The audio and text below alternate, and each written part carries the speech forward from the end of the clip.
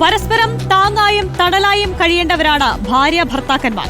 പക്ഷേ പത്തനംതിട്ട അങ്ങാടിക്കല്ലെ ദിനേശൻ എന്നയാൾ ഭാര്യയോട് ചെയ്ത ക്രൂരത ആരുടെയും ഹൃദയം നടുക്കുന്നതാണ്. ഭാര്യയെ പെട്രോൾ ഒഴിച്ച് കത്തിച്ചും കത്തികൊണ്ട് കുത്തിയും കൊല്ലാനാണ് ഇയാൾ ശ്രമിച്ചത്. പ്രതി പോലീസിന്റെ പിടിയിലായിട്ടുണ്ട്. ഭാര്യയുടെ മൊഴിപ്രകാരമാണ് പോലീസ് കേസ് രജിസ്റ്റർ ചെയ്തത്.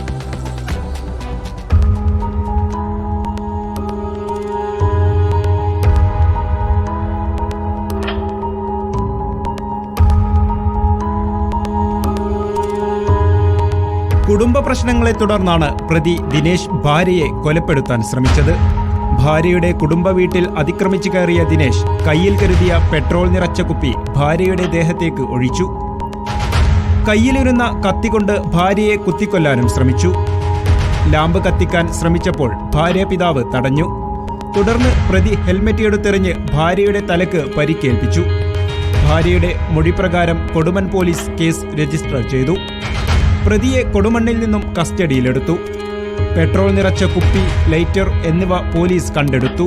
കുറ്റസമ്മതമൊഴിയുടെ അടിസ്ഥാനത്തിൽ അറസ്റ്റ് രേഖപ്പെടുത്തി.